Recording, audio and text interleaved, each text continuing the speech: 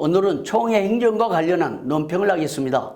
최근에 총회 재판국에 계류 중인 S노예 소원 관련 재판건이 불법 재판건이라는 주장이 제기되어서 여러 경로를 통해 이 서류를 파악해 봤습니다. 그런데 놀랍게도 이 소원과 관련한 재판건이 무려 12가지의 불법이 담겨 있는 것을 확인하게 됐습니다. 여기에 소개한 이 자료는 103회기 때 총회, 임원회, 기관장, 상비부장, 전국노회장, 지역협의회장 연석회의 중에 총회 임원에서 결의하여 채택한 행정 매뉴얼이 잘 담겨 있습니다. 2018년 9월 13일 총회 임원회에서 기획행정국 내부 지침으로 시행하기로 결의한 바 있습니다. 그래서 여기에 나타난 행정 매뉴얼은 총회 임원회에서 헌법을 잘 연구 검토해서 행정 매뉴얼을 제작해서 전국 노회에 발표한 적이 있습니다. 여기 보면 헌법 중심에서 여러 지침이 잘 나와 있습니다. 총회 헌법 중에 노회의 직무, 총회의 직무를 잘 열거해 놨고 부전제가 없을 경우는 노회로 사실을 확인한다고도 적어졌습니다. 그리고 개인이 제출하는 문건은 받지 않고 해당 취리회로 돌려보낸다, 이런 원칙도 정해졌습니다. 이 행정 매뉴얼대로 하면 총회에 제출한 문서와 관련한 문제는 없을 것입니다. 그런데 유감스럽게도 제103회기 총회임원회가 이 행정 매뉴얼을 발표한 후 한 달도 못 돼서 이 S노예의 소원과 관련한 불법 문서가 총회에 접수돼 가지고 그 문서로 인해서 지금까지 교회와 노예가 큰 어려움을 겪고 있습니다. 그래서 CFC는 S노예 장로 2인이 총회에 제출한 소원권과 관련한 여러 자료들을 검토한 끝에 놀랍게도 12가지의 불법이 담겨 있는 것을 확인하게 됐습니다. S노예 장로 2인이 소원장을 총회에 제출하게 된 배경은 이렇습니다.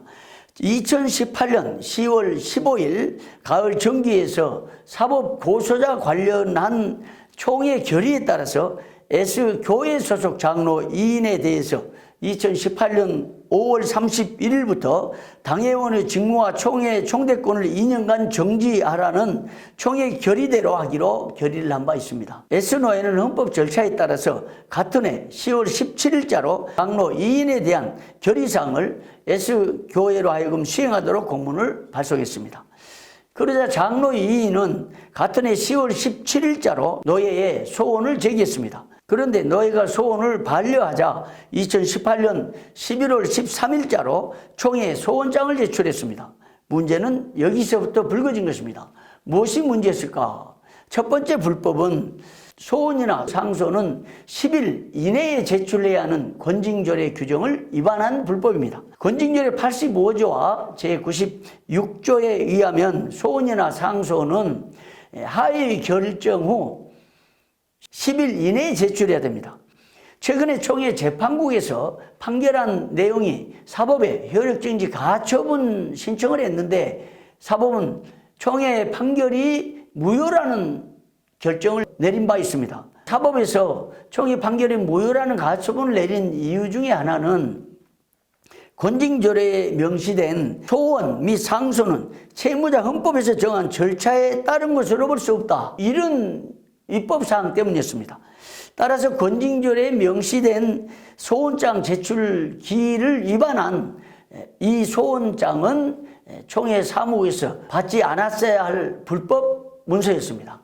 두 번째 불법은 103회기 총회임원회가 헌법 절차를 위반하여 제출한 이 소원장을 반려시키지 않는 불법이었습니다. 총회임원회가 헌법 절차를 위반한 소원장에 대해서 반려하거나 기각 처리했어야 마땅했습니다. 그런데 총회임원회는 2018년 12월 5일자 제7차 임원회에서 노예로 보내어 지도하도록 결의했습니다.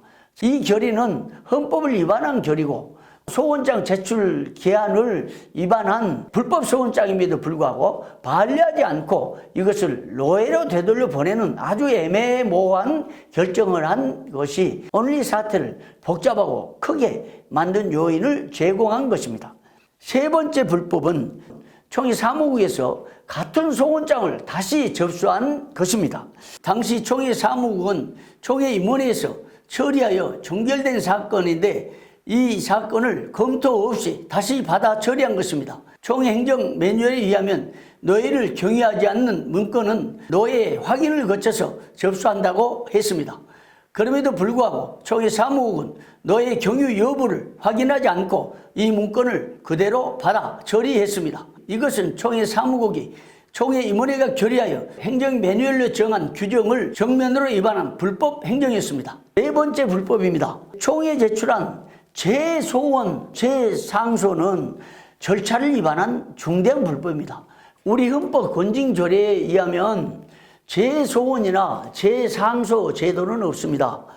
권징조례 9장 85조와 96조에 의하면 소원장이나 상소장은 하의 결정 혹은 판결 후에 10일 이내에 작성해서 그 해 서기에게 제출해야 합니다. 서기가 별세하였거나 있지 않거나 혹 심호하기 불가능할 때는 회장에게 제출하도록 규정이 되어 있습니다. 지난해 11월 13일자로 소원 기간을 훨씬 넘겨서 제출한 불법 소원장이 반려되지 않고 노예로 보내어 지도하도록 한 바람에 장로 이인은 다시 이걸 재소원장이라는 명목으로 다음해 2월 13일자로 제출했습니다. 이거 권징조례를 위반한 중대한 절차적 하자요 불법 소원장이었습니다. 다섯 번째 불법은 총회 임원회 결의에 이 신청을 하면서 소원장을 그 공문에다가 슬그머니 끼워 넣은 것입니다. 장로 2인이 총회 사무국에 다음과 같은 제목의 공문을 제출했습니다. 본인이 소원, 가로하고 상소한 소원, 상소장을 총회 임원회에서 애수노예로 이첩 지도한 것에 대한 이 신청 및 공정한 재판 요구에 관한 건 이 공문입니다. 그런데 이 공문 속에 여러 가지 이유를 쓴 다음에 공문 속에 소원장이라고 지난 11월 13일 날 제출한 이 소원장을 여기에다 끼워 넣었습니다. 아니 이건 총회 사무국에서 소원장을 받을 때는 권징조례에서 명시한 규정대로 형식대로 소원장을 받아서 접수해야 됩니다. 더구나 이 소원장은 이미 총회 임원회가 노예로 돌려보내서 처리하도록 이미 종결된 사건입니다. 그런데 이것을 다시 재소원장이라고 해서 공문 속에 끼워 넣은 이 문건을 사무국이 받아 처리했다. 이건 103회기 총회 임원회에서 규정한 행정 매뉴얼에 위반된 행정 처리다라고 볼 수가 있겠습니다. 여기에서 더 문제가 되는 것은 재소원장을 내는 것을 100번 양보해서 인정한다 해도 권징조례 규정에 따르면 소원장이란 건 그 해 서기에게 제출해야 됩니다. 서기가 없을 경우에는 노회장에게 제출해야 한다는 것이 권징조례 제85조와 96조에 명시되어 있는 것 아닙니까? 그런데 그해 서기에게 소원장을 제출하지도 않고 바로 총회에다가 소원장을 제출한 것은 중대한 불법이거니와 이미 처리된 문건을 3개월이 지난 후에 다시 재소원장이라는 타이틀을 달고 총회에 접수한 것은 중대한 절차적 흠결이다. 이렇게 말할 수 있습니다. 여섯 번째 불법은 총회 사무국에서 재소원장을 받은 것입니다. 장로 2인은 사법에 제출한 답변서에서 자신들이 2월 13일에 총회 사무국에 접수한 소원장은 재소원장이라고 답변을 한 바 있습니다. 그런데 우리 총회 권징조례에는 재소원 제도가 없습니다. 이 부분에 대해서 교회법 전문가 박병진 목사는 소원이라는 것은 하에서 결정을 10일 이내에 상해에 제출하는 것이지 다른 사건이면 몰라도 같은 사건을 다시 소원하는 법은 없다라고 말합니다. 총회 사무국이 이처럼 권징조례에도 없는 재소원장을 다시 받아 접수하는 것은 중대한 불법입니다. 일곱 번째 불법은 총회 사무국에서 비정상적인 부전지를 받은 것입니다. 부전지를 보니까 그 소원장에는 부전지라고 쓴 내용을 보니까 여기 이 자료를 보면은 부전지라고 쓴 내용에 전화를 했는데 전화를 받지 않았다. 이것이 부전의 내용이었습니다. 부전지라는 것은 노회장이나 서기를 만나가지고 이 설을 낼 테니까 경유해 주시라. 그런데 노회장이나 서기가 어떤 이유 때문에 이걸 못 해주겠다. 그 내용을 정확히 썼어. 그런데 총회 헌의부가 부전지에 대한 증거를 입증하기 위해서 녹음, 또 증거 사진 등을 제출하라는 규정을 시행한 적이 종종 있었습니다. 이런 것을 보면 총회 사무국에서 전화를 받지 않았다는 이유를 부전지로 써서 제출한 것을 받은 것을 중대한 절차적 흠결로 보입니다. 결국 총회 사무국은 부전지가 비정상적인, 부전지 없는 문서를 받았습니다. 이것이 불법이죠. 당시 노예 관계자한테 물었더니 노예 관계자는 2019년 2월 13일자로 제출한 소원장에 대해서는 노예를 경유한 바가 없다라고 답한 것을 봤습니다. 여기 아까 소개한 이 총회 행정 매뉴얼에 보니까 개인이 제출한 문건이나 부전지가 없는 문서는 되돌려 보낸다고 행정 매뉴얼을 정했는데 총회 사무국은 이 행정 매뉴얼을 위반한 채 불법 소원장을 받았습니다. 8번째 불법은 권징조례에 규정된 소원 통지서가 없는 불법 소원장을 받은 것입니다. 권징조례 제85조에 따르면 소원에 대한 통지서와 이유서를 하의 결정 후 10일 이내에 그의 서기에게 제출하도록 규정이 됐습니다. 제96조에도 동일한 것입니다. 그런데 장로 2인이 제출한 소원장에는 노예 서기에게 제출한 소원 통지서나 상소 통지서도 없습니다.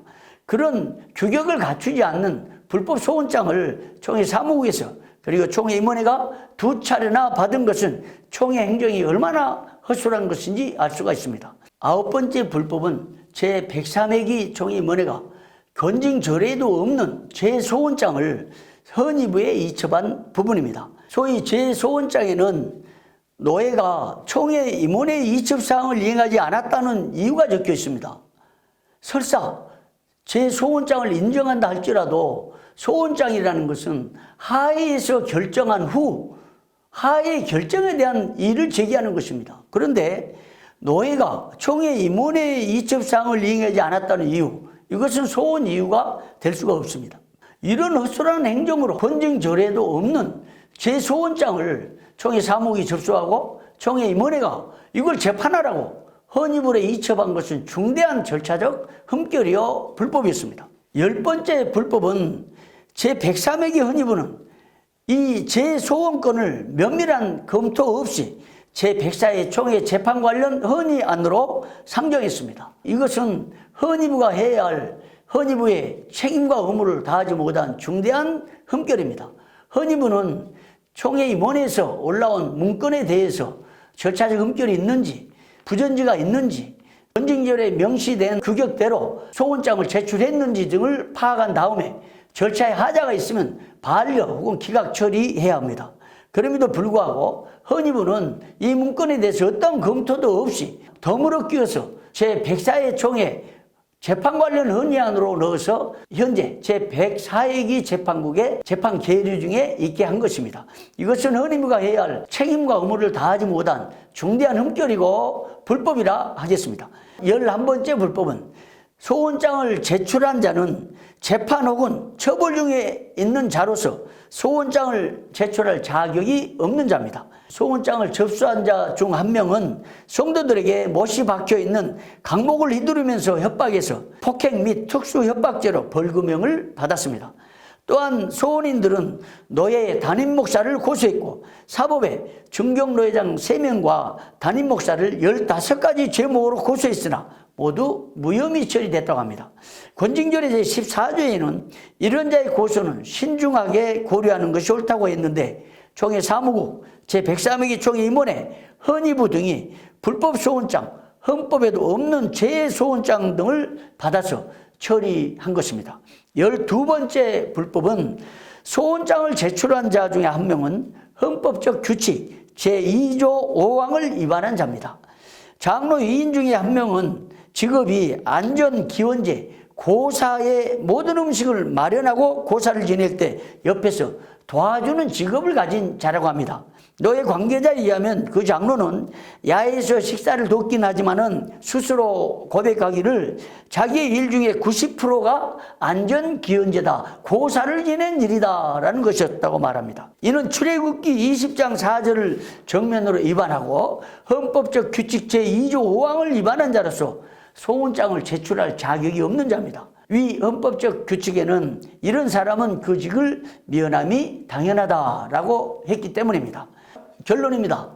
이 사건은 지금까지 밝힌 12가지 불법으로 제104회 총회 때 재판 관련 헌의권으로 상정돼서 현재 총회 재판국에 계류되어 있습니다. 문제는 이 사건을 장로 2인이 서울지방법원 노예 결의 무효 확인의 소를 제기했는데 재판부에서는 이미 각하 처분을 내렸습니다. 따라서 이 사건은 노예적으로도 사실상 종결이 된 사건입니다.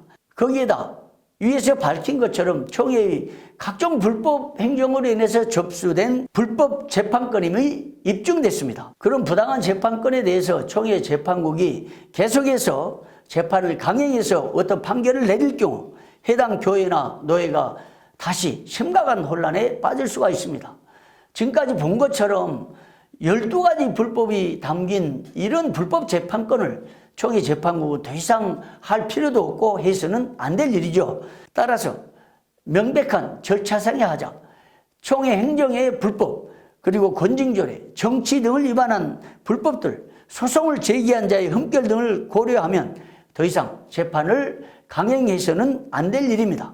총회 재판국이 지금까지 살펴본 모든 불법들을 잘 고려해서 공정하고 정의롭게 또 헌법에 기초해서 이번 재판권을 처리해 주시기를 간곡히 바랍니다.